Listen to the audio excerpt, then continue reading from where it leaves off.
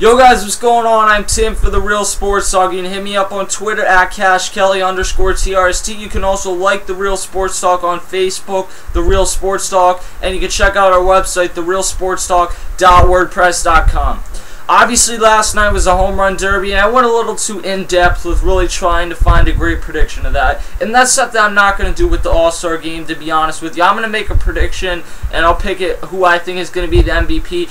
But really, I'm not going to break down every single part of the lineup. It's an All-Star Game. It's more for fun. I do like, however, and I know that a lot of people complain about this, but I do actually like that the All-Star Game does count for home field advantage, because to me, that is one of the most interesting parts about the All-Star Game, is that normally the managers that are managing it are in a position where come playoff time, they have a very good shot to be back in the World Series again, so they have a rooting interest in this game rather than just sitting back and letting the players do whatever they want to do like it was pre-2003 when they started this. They have to actually manage this game, and the players actually have to play hard, and I think for the most part they do, and that is what makes this the best overall All-Star Game. And the fact that it has that incentive makes me I'm going to watch it no matter what, but it interests me more in the game, I think, and even the people that don't like it, I think it does interest them a little bit more in the game overall. Maybe I'm wrong about that.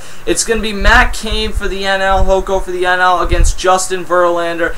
Last year, Justin Verlander, obviously, not only the AL Cy Young Award winner, but the AL MVP as well. And then Matt Cain picking up for Tim Lincecum, who's having a rough season this year, but Matt Cain is absolutely lighting it up this season for the San Francisco Giants after getting that big extension early on in the season. I think Matt Cain comes out and gives a good 2 innings. R.A. Dickey comes in with, actually I think R.A. Dickey will be the third pitcher in for the NL, just because I think they'll catch Buster Posey the first 4 innings, and then Carlos Ruiz will catch the last 5 innings, because remember, the NL only has 2 catchers now that Yadier Molina pulled out, so it'll be Posey to catch Matt Cain. I think with all the criticism Matt Cain has heard, not that he's starting, but that R.A. Dickey isn't, he'll perform well. I think the NL overall performs well, and I think that the NL does win this game. As much as I like Justin Verlander, he's having another solid season, I think that they're able to get some runs off of him early, and I'm going to say the NL wins this game 4-1.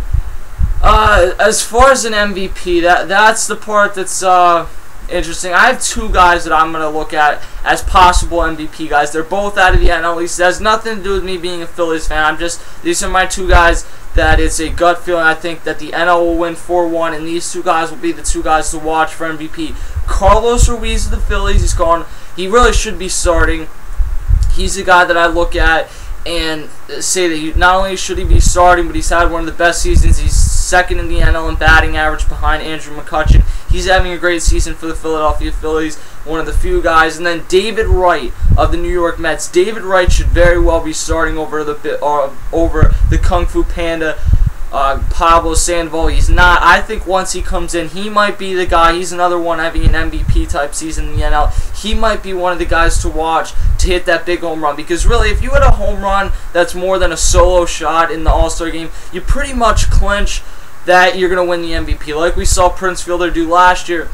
If you're going to hit a home run that's going to give your team 2 or 3 runs in a game where normally there's not a ton of runs scored, and if there are, it's a one-sided game like we saw in Detroit in 2005, likely you're going to be the MVP of the All-Star Game. I think I'm going to go with David Wright as my All-Star Game MVP prediction, but Carlos Ruiz, if he wins it, I'm probably going to take credit for it too as well. Tonight after the All-Star Game, check out the Blitz Hardcore Podcast with John Burns and myself at blogtalkradio.com/Blitz Hardcore Podcast, 11 p.m. Eastern. I'll leave all the info in the description box below. We're not only going to break down the All-Star Game, we're going to break down some of the home run derby last night, and then also we're going to give out some first half awards, like our MVP, like our Manager of the Year, and a few other things, Rookie of the Year, although Rookie of the Year is pretty much self-explanatory right now, especially in the American League, but tune in for that. Nonetheless, if you want to call in, I mean, last year, the night of the All-Star Game, K-Rod got traded. It really got the second half going quickly, so we'll see what happens tonight with the MLB All-Star Game. Make sure you tune in to the show as well, and I'll see you guys later.